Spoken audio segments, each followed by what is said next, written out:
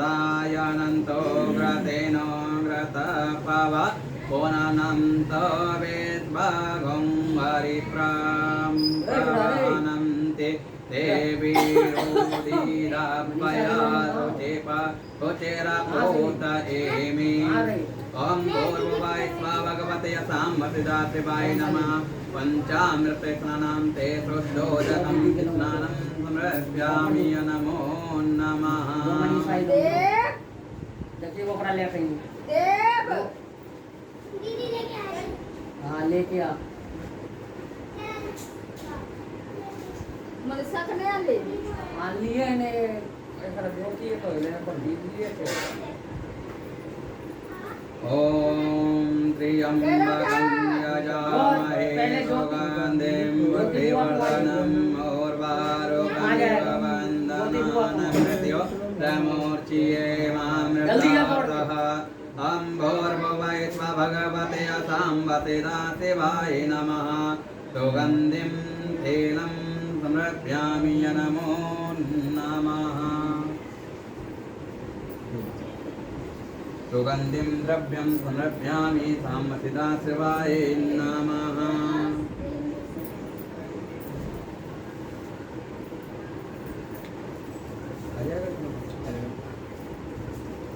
ॐ यज्ञोपवीतं परमं पवित्रं प्रजापतेर्यदहजं पुरस्तात् आयो सम्रग्भृतमन्त्रोभ्यं यज्ञोपवीतं बलमस्तु तेजः अम्भोर्भुवैत्वा भगवते सांवसिदाशिवाय नमः यज्ञोपवीतं समर्पयामि नमो नमः अहं सर्वभूतादिके तन्मय लोकलज्जाय निवारिणे मयोपादिते तोभ्यं वासति प्रतिगृह्यताम् अम्भोर्भुवैत्वा भगवते सांवसिदाशिवाय नमः वस्त्रोपवस्त्रं समर्पयामि एक बार जल छोड़ दें ओम ततः वस्त्रोपवस्त्रान्ते जलम समर्पयामि नमो नमः इतने जल लगा गाड़ी को बाती दिलाओ अच्छा ये भी जला दो किधर उधर से जला ले जला पंखा चल रहा है माती दो हम ताम गंधर्वाकानयन् त्वामिन्द्रह्लां बृहस्पते तात बृहस्पते ताम कते सोमो राजा विद्वानन्नमच्छमादमोचयते हम देयखण्डनं चन्दनं दिव्यं गन्धाढ्यं समनोहरं बलेपनं सुरश्रेष्ठ प्रेत्यर्थं प्रतिगृह्यताम् अम्भोर्भुवै स्वाहा भगवते सांवसिदाशिवाय नमः चन्दनानुलेपनं समर्पयामि नमो नमः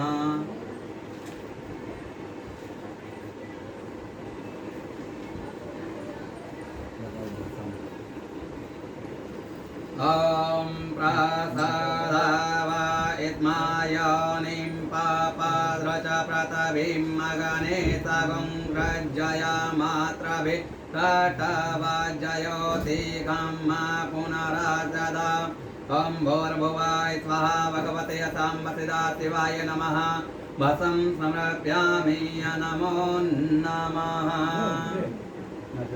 ये ले ये लोलो निकालना पड़ेगा रोना देना चावल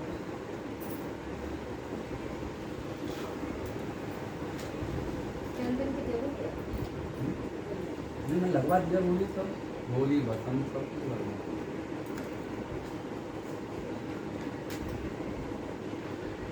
लो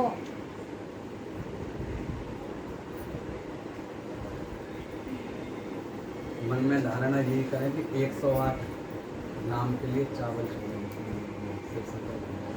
तो है नहीं 108 मन में धारणा यही ओम आचन्न मे मदंता हवा प्रिया अदो गदा एस्तो गदा सोवा नवो विप्रा नमेस्ता यमति योजा विन्द्रते यहरि ओम अच्छता चसुर श्रेष्ठा कुकुमाक्ता तथवितः मया निवेदिता भक्तया ग्रहण परमेश्वरः ॐ भूर्भुवः स्वः भगवति यतामतिदा शिवाय नमः अष्टोत्तरन् अखण्ड अक्षतान् समर्पयामि नमो नमः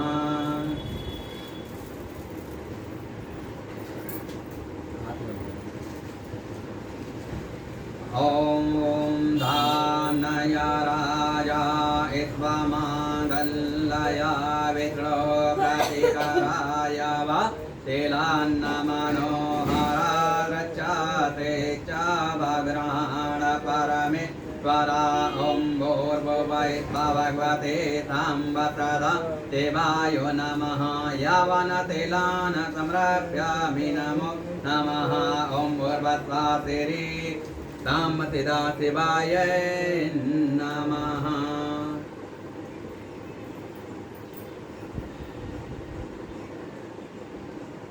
ॐ अकतेः प्रतिमोदत्वं प्रद्भवते प्रसुभरे अस्वा इवासये तवरे रवि रुदः पाराये प्रणवः ॐ भूर्भुवः भगवते साम्बतदा देवाय नमः पुष्पाणि पुष्पाञ्जलाञ्चं समर्पयामि नमो नमः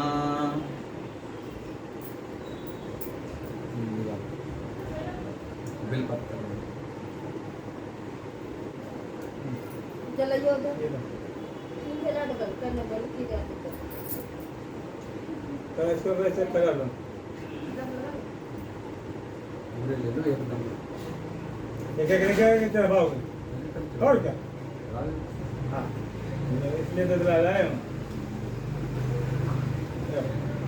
ॐ नमो बिल्मने चकावचिने नमो नमो परिमळे च भारोधिने च नमः सासुरिताय च सुरितसेनाय च नमो दुदिम्ब्याय च हन्यनाय च नमः ॐ भूर्भुवस्वासे सामृदा शिवाय नमः बिल्पत्राणि समर्पयामि नमो नमः ॐ नमो बिल्मने च कवचने च नमः परिमळे च वरुतिने च नमः सासुरितसेनाय च नमो दुदम्ब्याय च हन्यनाय च नमः ॐ नमो बिल्मने च कवचने च नमो परिमळे च वरुतिने च नमः सासुरिताय च सासुरितसेनाय च नमो दुदम्बाय च हन्यनाय च नमः ॐ नमो बिल्मने च कविचने च नमो परिमळे च वरुतने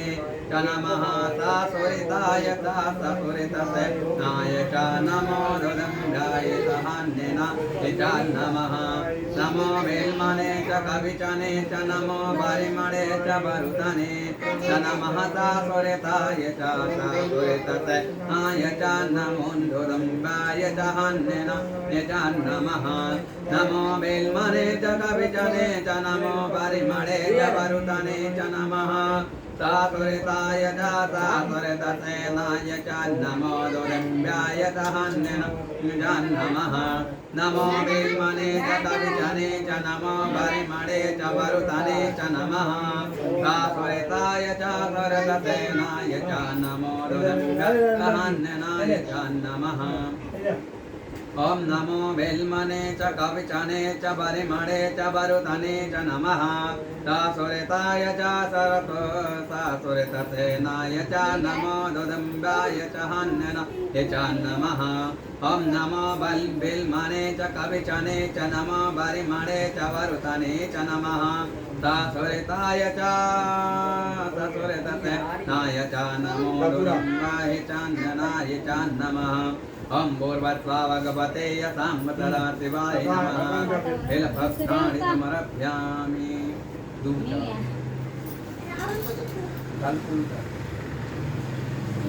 ॐ काण्डात् परोहन्ति पुरका परः परिहेवानो दूर्वे प्रतानुजयत्रणि ततेन च दुर्भाण्डकुरान् स्वाहरीदान् मङ्गलप्रदान आनीतामयस्तपूजार्थ ग्रहण परमेश्वरा ॐ भूर्भुवः भगवते साम्बतदा शिवाय नमः दूर्भाण्डकुरान् समर्पयामि नमो नमः पूरा नहीं मिला धतूरा है ना, धतूरा ये धतूरा ही तो है, ये धतूरा है, ये आपका है, और ये क्या नाम है, तिल का है। तिल का।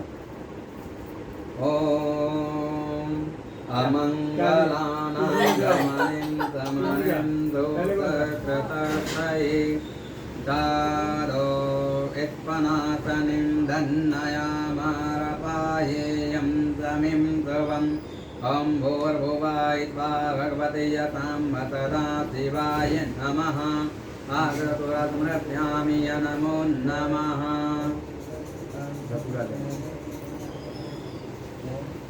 ओंकारे ओंकारे धीरसयसमुद्रद्वाचिताय आननायामितामाप आविरगमनन्ता समकदिवीरकोदिः ॐ भूर्भुवस्सुवः सांबसिदा शिवाय नमः नमः तोर्बलानि समर्पयामि नमो नमः।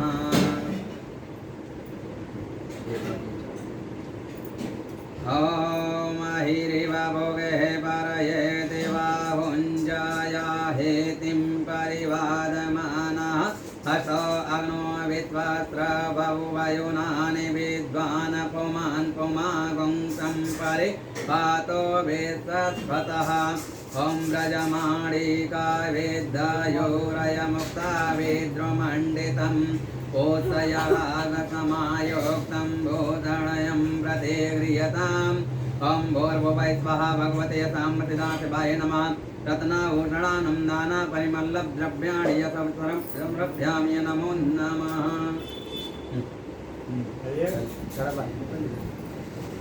ॐ दोरतियदोर्वधोर्वन्तं दोर्वतं यो ऐत्मानदोर्वतियतानो दोर्वयम् वायानन्दोर्वा महादेवानामतिवैनन्तमगुं सा एषेन्नन्तं पप्रेतमजोष्टामनन्देवहुतं मम अम्बनाथपतिरथोद्धवोतो गन्धाढ्यगन्धवोत्मः आग्रयादर्वदेवानां लोप अयं प्रतिगृह्यताम् ॐ भूर्भुवस्सुवः सरितां वचना शिवाय नमः धूपम् आग्रयामि समर्पयामि नमो नमः।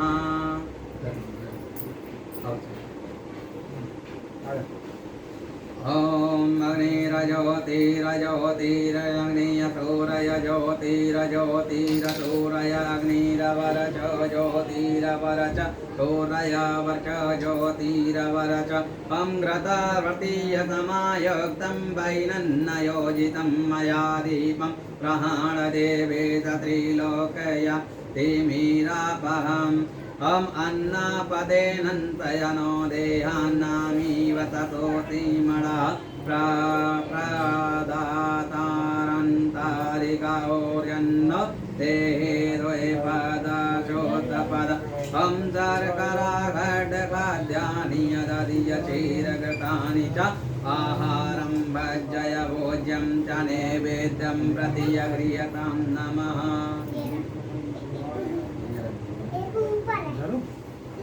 ॐ नाभ्या आतीदन्तर्जगं कृष्णादौ समस्तदा पद्भ्यां भूमिर्था रोता तथा लोकान् अकल्पयन्नयः चार्वर्जल छोड़। ॐ प्रणये स्वाहा पनये स्वाहा व्यनये स्वाहा समानये स्वाहा उदानये स्वाहा ॐ भूर्भुवस्सुवः भगवते साम्प्रतिदा शिवाय नमः नेवेदान्ते आचमनीयं जलं मध्ये मध्ये पानीयम् ओत्रापोत्नमस्तप्रक्षालनार्थमुखप्रक्षालनार्थे च जलं समर्पयामि नमस्करोमि।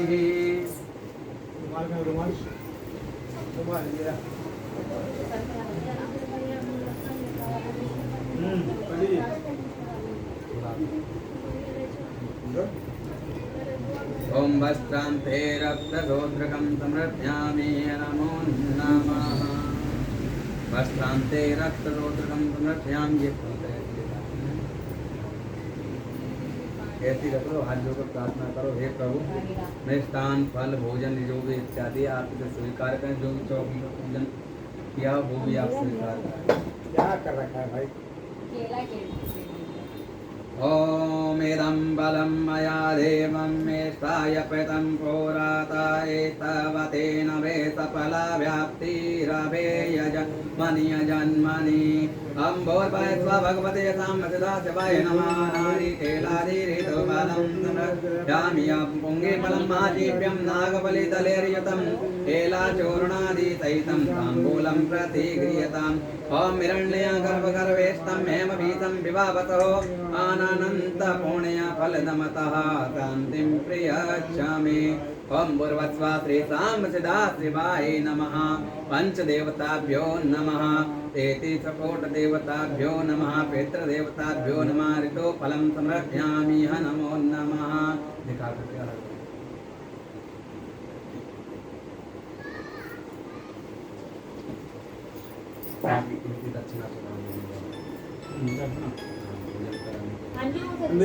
मेरा पर्स कहाँ है? पहुंच गई मेरा पर्स ठीक है ॐ हिरण्ययातमवदाग्रे भूतसजाता पतिरेकयासीदसदाधारकृतभिं दामुते मां कर्मयि देवा अभिकाभिधेमः ॐ भूर्भुवः श्री साम्बसिदा शिवाय नमः पंचदेवताभ्यो नमः पितृदेवताभ्यो नमः श्री साम्बसिदा शिवाय नमः द्रव्यदक्षिणां समर्पयामि नमस्करोमि आज जो प्रार्थना करें ॐ नमो बिल्मने च कावेचने च नमो परिमळे च भारुतिने च नमः सासुरिताय च सुरितसेनाय च नमो दोदिम्याय च हन्यनाय च नमः ॐ त्रिदलं त्रिगुणाकारं त्रिनेत्रं च त्रिदायुधं त्रिजनं पापसंहारं बलपत्रं शिवार्पणं तेखाखेरबीलपत्रेत्र च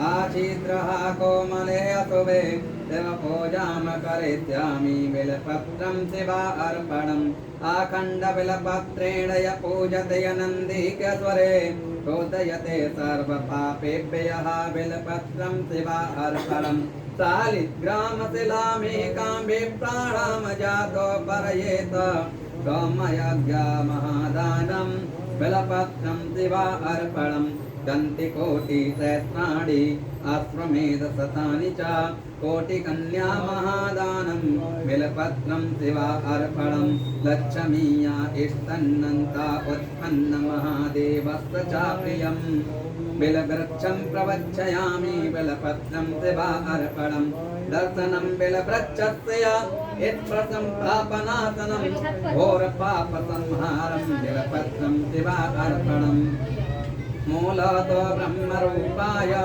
मध्ययतो विष्णुरूपणे अग्रता शिवरूपाय बिलपत्रं शिवार्पणं बिल्वाष्टकमिदं पुण्यः पठेति वसन्निधो सर्वपापविनरमुक्तः शिवलोकमभ्रयातः वन्दे देवमापतिं सर्वगुरुं वन्दे जगत्कारणं वन्दे पन्नगभूषणं रगधरं वन्दे यपसुनापतिं वन्दे सोरससाङ्गवैननेनं वन्दे मुकुन्दं प्रियं वन्दे वत्सयनाप्रियं च वरदनं वन्दे शिवं शङ्करं हे जीये भजवेश्वनाथ बद्रीय केदार भस्मेश्वरा भीमाशङ्कर वैद्यनाथ ममले नागेश्वराय रामेश्वराय ओंकार ममलेश्वरं श्रीहरिहरं वेङ्कार मल्लिकार्जुनं ध्याये त्र्यम्बकं सोमनाथ हृदये एकादशी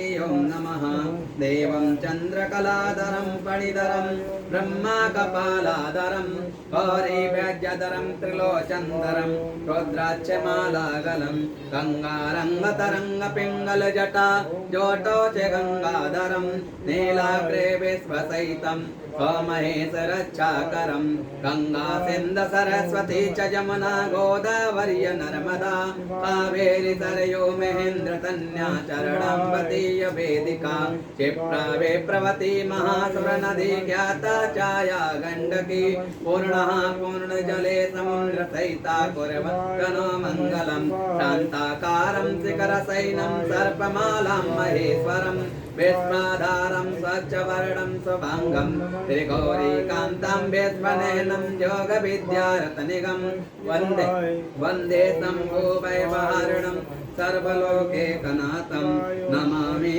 समीशान निर्वाणरूपं देवं व्यापकं ब्रह्मविद्रस्वरूपं निजं निर्गुणं निर्विकल्पं निरीयं निराकाशे माकाशे वासं भजेयं निराकारे मोकाले मूलं तुरीयं गिरा निगोतीतमीतं गिरीशं करलमहाकालिका तं कृपालं गौडागारे संसारे नको अन्तो साराद्रिसङ्कासे गौरं गम्भीरं मनोभूति कोटि प्रभाति शरीरं स्फुरने मौले कलोले चारुगङ्गा सततबाले बालेन्दु कण्ठे भुजङ्ग चलत कुण्डलं स्वप्रणेत्र विशालं प्रसन्नानं नीलयो कण्ठे दयालं मृगाधीश चरमाम्बर मुण्डमालं प्रिये शङ्करं सर्वनाथं भजामि प्रचण्डं प्रकष्टं प्रकल्लं परेतं अखण्ड अजं भानुकोटिप्रकाशं प्रिये शूल निर्मूल शूलयोपाणि भजेयं भवानी प्रतिभावे गए कलातीते कल्याणे कल्पान्तिकारे सदा सच्चिदानन्दे दाता पुरारे वेदानन्द सन्दोहे मोहापुहारि प्रसीद प्रसीद प्रभो मनमन्तारे नयावदेवमानाते पदारविन्दं भजन्ति ये लोके परे वा नारायण न तावद सुखं शान्ति सन्तापुनाथं प्रति प्रभो सर्वभूतादिवासं न जानामि योगं जपं देव पूजा न योग्यं सदा सर्वदा सम्भुतव्यं जरा जन्म दोषदतातप्यम प्रभो पाह्यापनमामि ततं रुद्राष्टकम् इदं प्रोक्तं व्यप्रेण हर्षोदये ये पठन्ति नराभक्तया तेषां शम्भो प्रसीदति ब्रह्मवत्स्वात्री सामसिदा शिवाय नमः प्रार्थनापूर्वकं नमस्कार समर्पयामि नमो नमः बोले शिव शंकर भगवान की जय बोले माता पार्वती की जय गणेश भगवान की जय नंदीश्वर भगवान की जय काशी विश्वनाथ धाम की जय अमरनाथ धाम की जय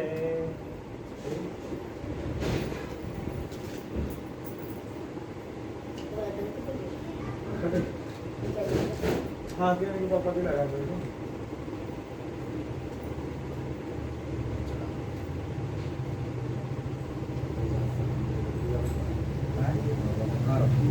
इनको तो यहीं पे रखा जाएगा अब रखो क्या अब तो इधर करें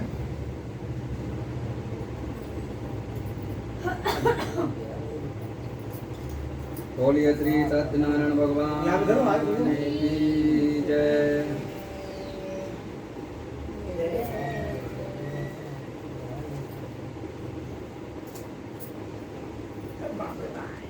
बताइए हाँ अब कथा तो करोगे अभी तो रुक तो जाओ हमें तो फैसला क्या करूँ टीका लगा दो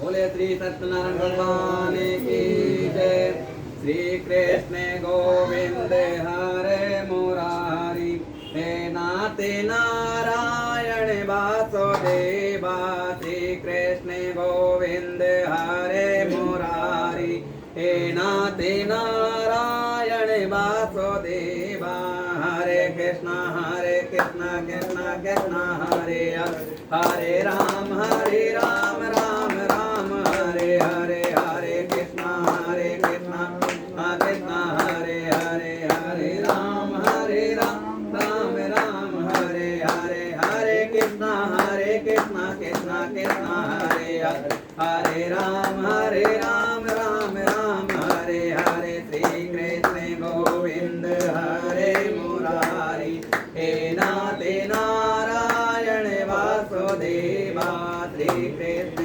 गोविंद हरे मुरारी हे नाते नारायण वासुदेवा हरे राम राम राम हरे हरे हरे कृष्णा कृष्णा कृष्णा हरे हरे हरे कृष्णा कृष्णा कृष्णा हरे हरे हरे राम राम हरे हरे श्री कृष्ण गोविंद हरे मुरारी हे नाथ नारायण वासुदेवा श्री कृष्ण गोविंद हरे मुरारी हे नाथ नारायण वासुदेवा।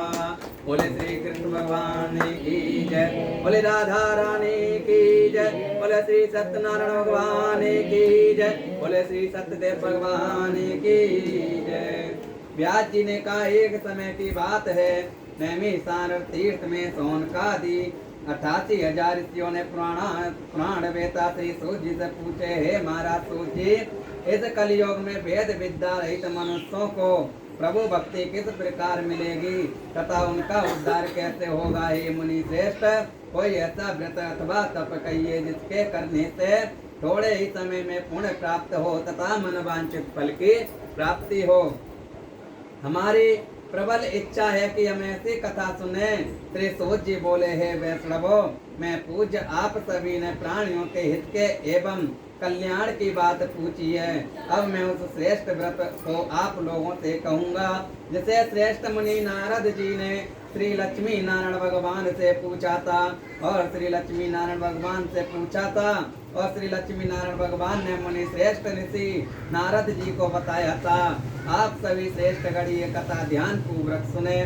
मुनि श्रेष्ठ नारद दूसरे के कल्याण हेतु सभी लोकों में घूमते हुए एक समय मृत लोक में आ पहुँचे। यहाँ बहुत सी योनियों में जन्मे प्राय सभी मनुष्यों को अपने कर्मानुसार अनेक कष्टों से पीड़ित को देखकर उन्होंने विचार किया कि किस यत्न के करने से निश्चय ही प्राणियों के कष्टों का निवारण हो सकेगा।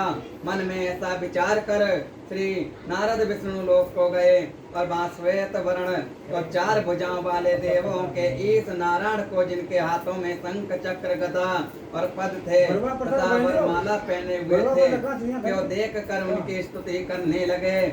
आज नारद जी ने कहा, हे भगवान, आप अत्यंत शक्तिमान हैं, मन तथा वाणी भी आपको नहीं जान पा सकती। आपका आदि न मध्य न अंत भी है। आप निर्गुण स्वरूप सृष्टि के कारण भक्तों के कष्टों को नष्ट करने वाले हो। आपके मेरा सत सत नमन है।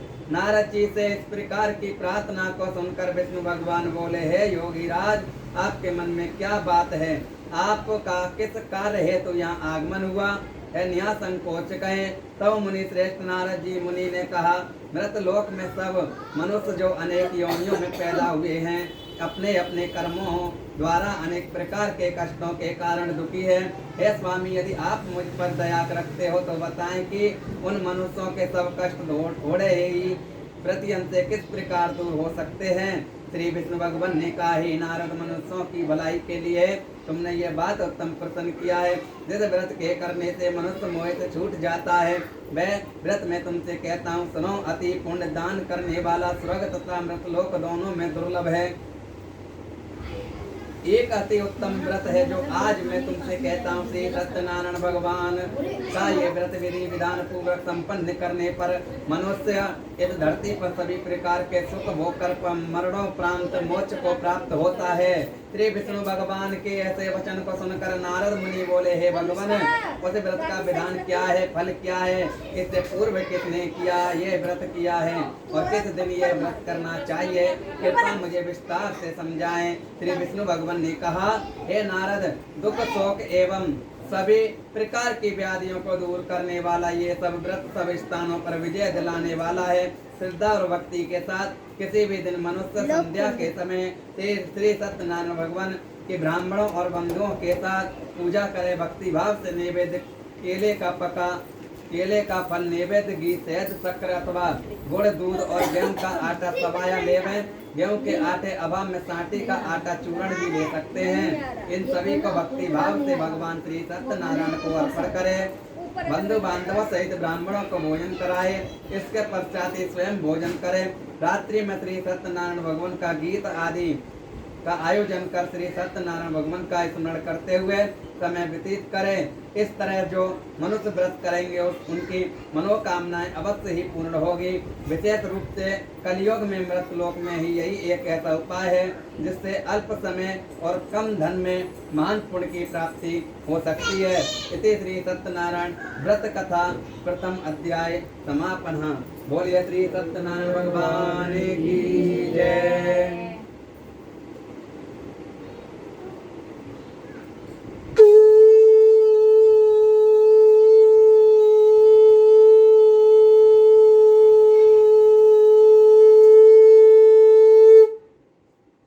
सत्यदेव भगवान की जय। श्रीमन्नारायण नारायण हरि हरि, श्रीमन्नारायण नारायण हरि हरि, श्रीमन्नारायण नारायण हरि हरि, श्रीमन्नारायण नारायण हरि हरि, विष्णु नारायण नारायण हरि हरि, विष्णु नारायण नारायण हरि हरि, लक्ष्मी नारायण नारायण हरि हरि, लक्ष्मी नारायण नारायण हरि हरि, श्रीमन्नारायण नारायण हरि हरि, श्रीमन्नारायण नारायण हरि हरि, सत्यनारायण नारायण हरि हरि, ओ सत्यनारायण नारायण हरि हरि, श्रीमन्नारायण नारायण हरि हरि, श्रीमन्नारायण नारायण हरि हरि। बोले विष्णु भगवान की जय। आद्वितीय अध्याय श्री सूत जी ने कहा, हे ऋषियों, जिन्होंने प्राचीन काल में इस व्रत को किया है उनका इतिहास मैं आप सबसे कहता हूँ, ध्यान से सुने। अति सुंदर काशीपुर नगरी में एक अति निर्धन ब्राह्मण वास करता था। वह भूख और प्यास से बेचैन होकर हर समय दुखी रहता था। ब्राह्मणों से प्रेम करने वाले श्री विष्णु भगवान ने उसको दुखी देखकर एक दिन बूढ़े ब्राह्मण का वेश धारण कर निर्धन ब्राह्मण के पास जाकर बड़े आदर से पूछा, हे ब्राह्मण, तुम हर समय ही दुखी होकर पृथ्वी पर क्यों घूमते हो? हे श्रेष्ठ ब्राह्मण, अपनी व्यथा मुझसे कहिए, सो मैं सुनना चाहता हूँ। ब्राह्मण ने कहा, मैं निर्धन ब्राह्मण हूँ, भिक्षा के लिए पृथ्वी पर मारा पड़ता हूँ। हे भगवान, यदि आप इससे मुक्ति पाने का कोई उपाय जानते हो तो कृपा कर मुझे बताएं। बूढ़े ब्राह्मण का रूप धारण किए हुए श्री विष्णु भगवान तब बोले, हे ब्राह्मण, श्री सत्यनारायण भगवान मनोवांछित फल देने वाले हैं, इसीलिए तुम उनका विधि पूर्वक पूजन करो, जिसके करने से मनुष्य सब दुखी से मुक्त हो जाता है। और दरिद्र ब्राह्मण को व्रत का संपूर्ण विधान बतलाकर बूढ़े ब्राह्मण का रूप धरे श्री सत्यनारायण भगवान माते अंतर्ध्यान हो गए। बोले श्री सत्यदेव भगवान की जय। बूढ़े ब्राह्मण ने जिस व्रत को बतलाया है, मैं उसको अवश्य विधि विधान सहित करूंगा, ऐसा निश्चय कर वह दरिद्र ब्राह्मण घर चला गया। परंतु उस रात ब्राह्मण को नींद नहीं आई। अगले दिन वह जल्दी उठा और श्री सत्यनारायण भगवान का व्रत करने का निश्चय कर भिक्षा मांगने के लिए चल दिया। उस दिन उसको भिक्षा में अधिक धन मिला, जिससे उससे पूजा का सब सामान खरीदा और घर आकर अपने बंधु बांधवों के साथ विधि पूर्वक भगवान श्री सत्यनारायण का व्रत किया।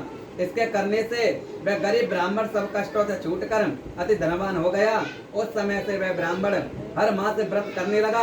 आज श्री सत्यनारायण भगवान के व्रत को जो शास्त्र विधि के अनुसार श्रद्धा पूर्वक करेगा, वह सब कष्टों से छूटकर मोक्ष को प्राप्त करेगा। जो भी मनुष्य श्री सत्यनारायण भगवान का व्रत करेगा, वह सब कष्टों से छूट जाएगा। इस तरह नारद जी ने सत्यनारायण भगवान का कहा हुआ ये व्रत मैंने तुमसे कहा।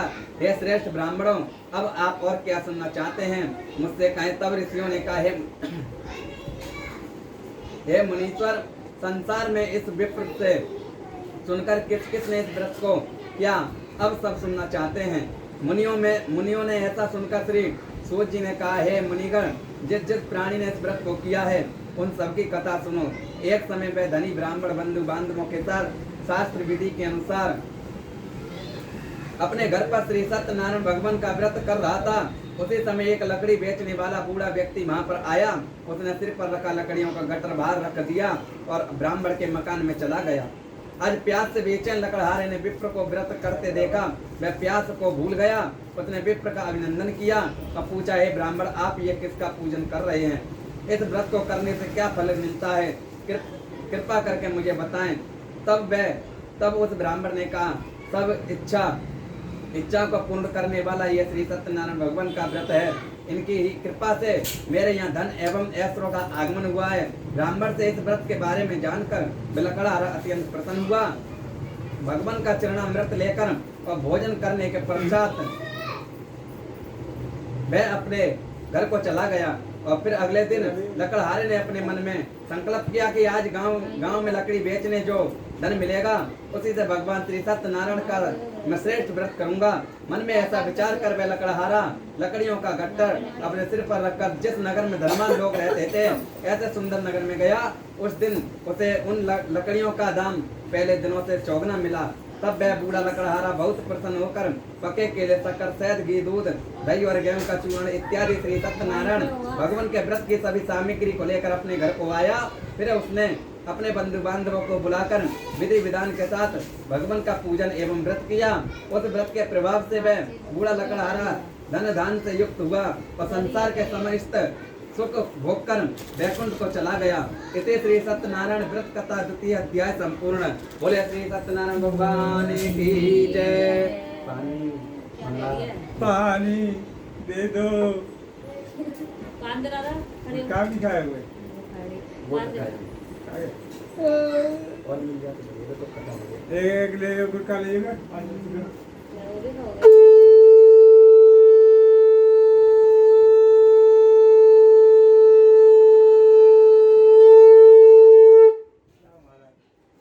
माचिस के नीचे में दबा के धर के मैं ढूंढता फिरता निकाल दिमाग दिमाग बहुत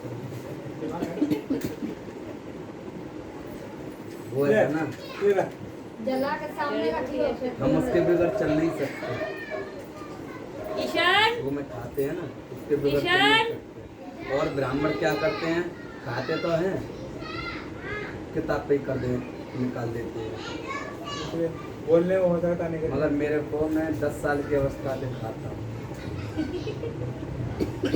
और क्या? और मैं हूँ पूरी नींद में 12 घंटा की जगह हुआ।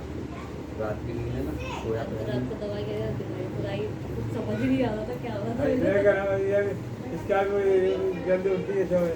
आप पता नहीं दवाई लिया या उसके बाद नींद ही नहीं करते।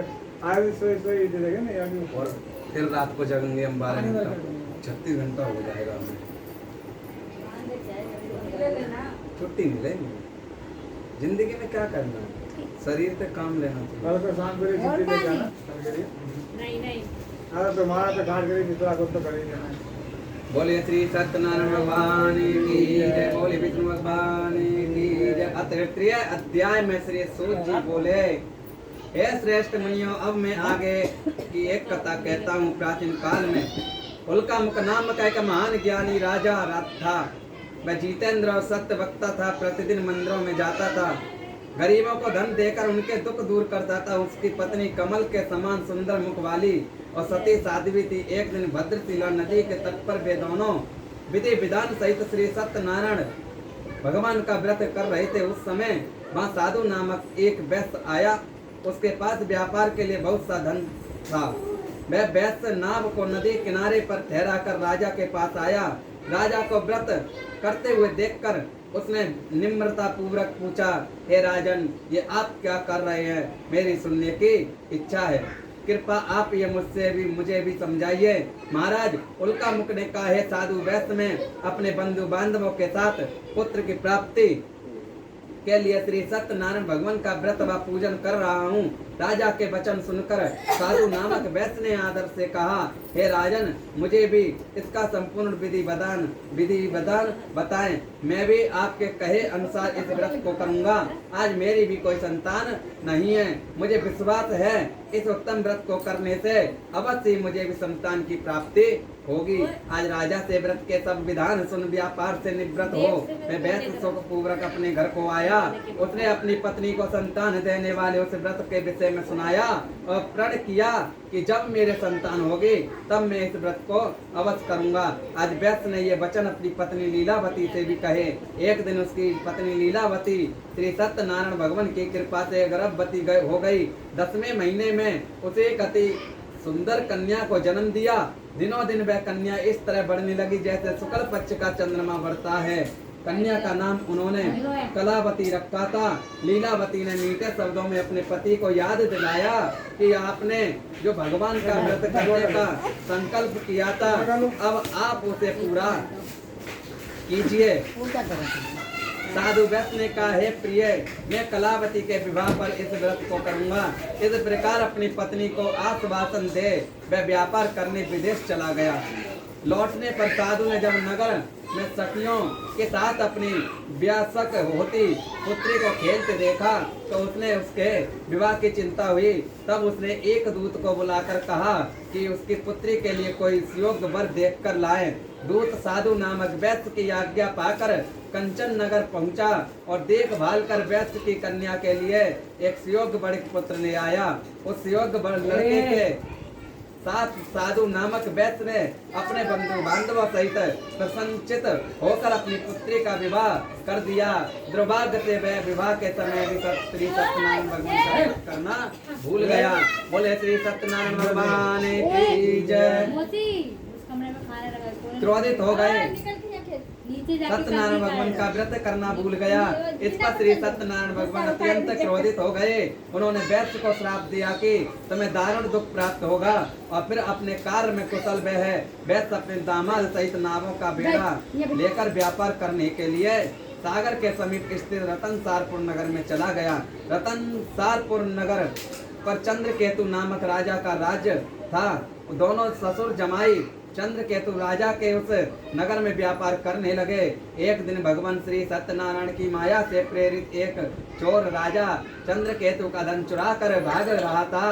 राजा के दूतों को अपने पीछे तेजी से आते देखकर चोर ने घबराकर राजा के धन को वैश्य की नाव में चुपचाप रख दिया जहाँ वे ससुर जमाई ठहरे हुए थे और भाग गया। जब दूतों ने उस वैश्य के पास राजा के धन को रखा देखा तो उन्होंने ससुर और दामाद को ही चोर समझा। वे उन ससुर दामाद दोनों को बांध कर ले गए और राजा के समीप जाकर बोले, आपका धन चुराने वाले ये दो चोर हम पकड़ कर लाए हैं, देखकर आज्ञा दें। तब राजा ने बिना उस वैश्य की बात को सुने उन्हें कारागृह में डालने की आज्ञा दे दी। इस प्रकार राजा की आज्ञा से उसको कारावास में डाल दिया गया तथा उनका सारा धन भी छीन लिया गया। सत्यनारायण भगवान के श्राप के कारण उस वैश्य की पत्नी लीलावती व पुत्री कलावती भी घर घर बहुत दुखी हुई। उनका सारा धन चोर चुरा कर ले गए। मानसिक व शारीरिक पीड़ा तथा भूख प्यास से अति दुखी हो भोजन की आस में कलावती एक ब्राह्मण के घर गई। उसने ब्राह्मण को श्री सत्यनारायण भगवान का व्रत करते देखा। उसने कथा सुनी तथा श्रद्धा पूर्वक प्रसाद ग्रहण कर रात को घर आई। माता ने कलावती से पूछा, तू अब तक कहाँ रही? मैं तेरे लिए बहुत चिंतित थी। माता के शब्द सुन कलावती बोली, हे माता, मैंने एक ब्राह्मण के घर श्री सत्यनारायण भगवान का व्रत होते देखा और मेरी भी उस व्रत को करने की इच्छा है। कलावती के वचन सुनकर लीलावती ने सत्यनारायण भगवान के पूजन की तैयारी की। उसने बंधुओं बांधवों सहित श्री सत्यनारायण भगवान का पूजन व व्रत किया और वर मांगा कि मेरे पति और दामाद शीघ्र ही घर लौट आए। साथ ही विनती की, हे प्रभु, अगर हमसे कोई भूल हुई हो तो हम सबका अपराध क्षमा करो। श्री सत्यनारायण भगवान इस व्रत को व्रत से प्रसन्न हो गए। उन्होंने राजा चंद्रकेतु को स्वप्न में दर्शन देकर कहा, हे राजन, जिन दोनों वैश्यों को तुमने बंदी बना रखा है वे निर्दोष है, उन्हें प्रातः ही छोड़ दो। उनका सब धन जो तुमने अधिग्रहित किया है लौटा दो, अन्यथा मैं तुम्हारा राज्य, धन, पुत्र आदि नष्ट कर दूंगा। राजा से ऐसे वचन कहकर भगवान अंतर ध्यान हो गए और फिर प्रातः काल राजा चंद्रकेतु ने दरबार में सबको अपना स्वप्न सुनाया और सैनिकों को आज्ञा दी कि दोनों वैश्यों को कैद से मुक्त कर दरबार में ले आए। दोनों ने आते ही राजा को प्रणाम किया। राजा ने कोमल वचनों में कहा, हे महानुभावों, तुम्हें अज्ञानतावश ऐसा कठिन दुख प्राप्त हुआ है, अब तुम्हें कोई भय नहीं है, तुम मुक्त हो। इसके बाद राजा ने उनको नए नए वस्त्राभूषण पहनवाए तथा उनका जितना धन लिया था उससे दुगना लौटा कर आदर से विदा किया। दोनों वैश्यों ने अपने घर को चल दिए। इति श्री सत्यनारायण व्रत कथा तृतीय अध्याय संपूर्ण। बोलिए श्री सत्यनारायण भगवान की जय।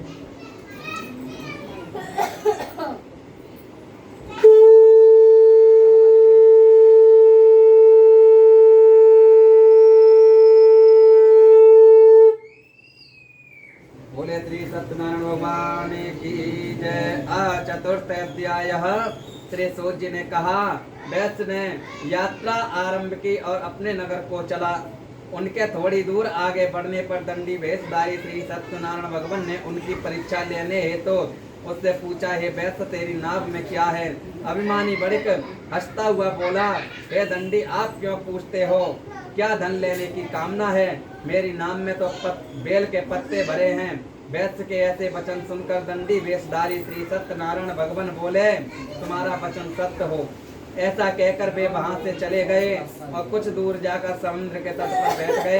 अब दंडी महाराज के जाने के पश्चात वैश्य ने नित्य क्रिया से निवृत्त होने के बाद नाव को ऊंची उठी देखकर अचंभा किया तथा नाव में बेल पत्ते आदि देखकर मूर्छित हो जमीन पर गिर पड़ा।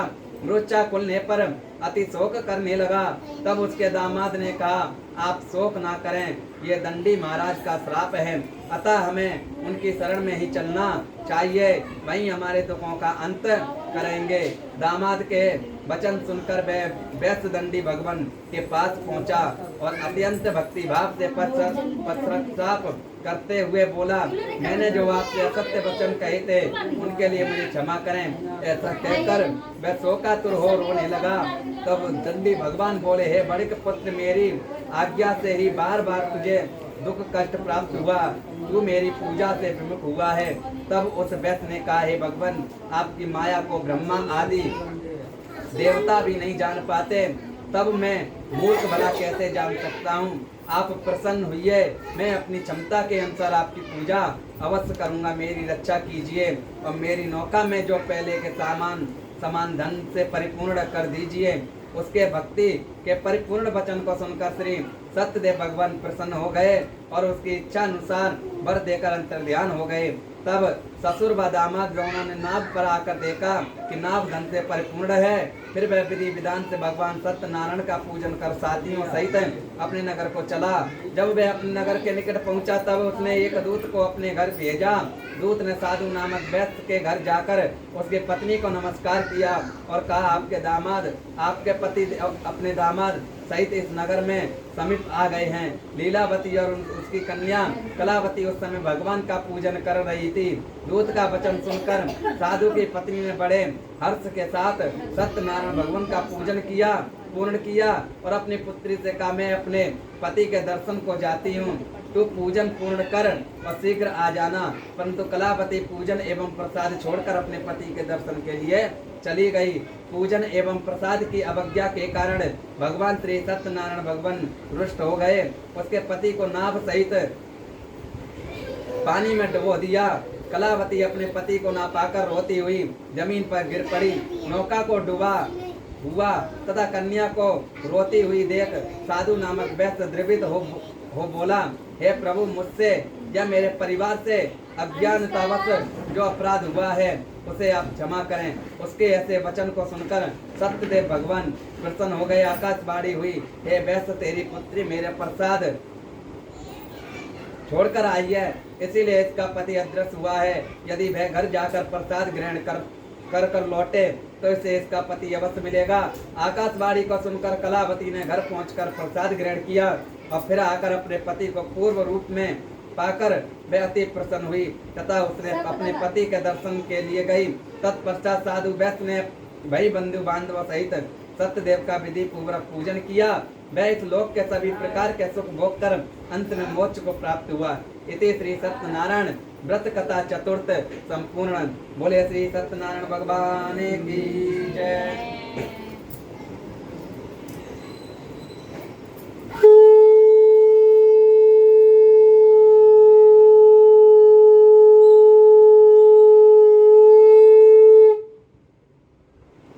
बोले श्री सत्यदेव भगवान की जय।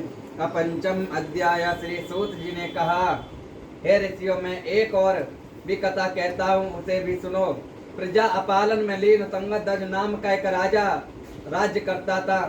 उसने भगवान सत्यदेव का प्रसाद अत्याग कर बहुत दुख पाया। एक समय राजा वन में वन्य पशुओं को मारकर बड़ के वृक्ष के नीचे आया।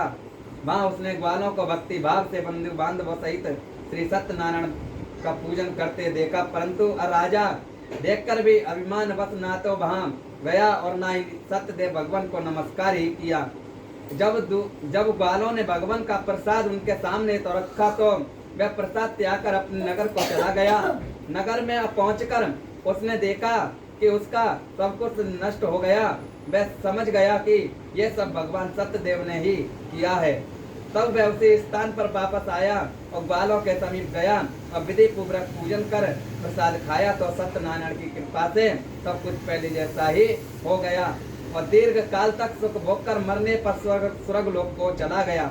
जो मनुष्य इस परम दुर्लभ व्रत को करेगा, श्री असत्यनारायण भगवान की कृपा से धन धान्य की प्राप्ति होगी। निर्धन धनी और बंदी बंधन मुक्त से मुक्त होकर निर्भय हो जाता है। संतानहीन को संतान की प्राप्ति होती है तथा सब मनोरथ पूर्ण होकर अंत में वह वैकुंठ धाम को जाता है। जिन्होंने पहले इस व्रत को किया, अब उनके दूसरे जन्म की कथा भी सुनिए। सतानंद नामक ब्राह्मण ने सुदामा के रूप में जन्म लेकर श्री कृष्ण की भक्ति कर मोक्ष को प्राप्त किया। उल्कामुख नाम के महाराज राजा दशरथ बने और श्री रंगनाथ का पूजन कर वैकुंठ को प्राप्त हुए।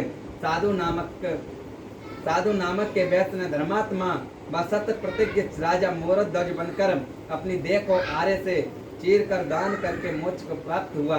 महाराज तुंगध्वज इस मनु हुए। उन्होंने बहुत से लोगों को भगवान की भक्ति में लीन कर मोक्ष प्राप्त किया। लकड़हारा भील अगले जन्म में गुए नामक निषाद राजा हुआ, जिसने भगवान राम के चरणों की सेवा कर मोक्ष प्राप्त किया। इति श्री सत्यनारायण व्रत कथा पंचम अध्याय संपूर्ण। बोले श्री सत्यनारायण भगवान की जय। 5 बजे तक सही जा रहे, सही जा रहे हो। कितना टाइम है? ये मेरा वचन है। 5 बजे तक पहले सुनता हूँ। ईट परात, एक थाली, एक कटोरी, कटोरी में घी कर ले। मैं जब तक पैर से ही कर लूँ। क्या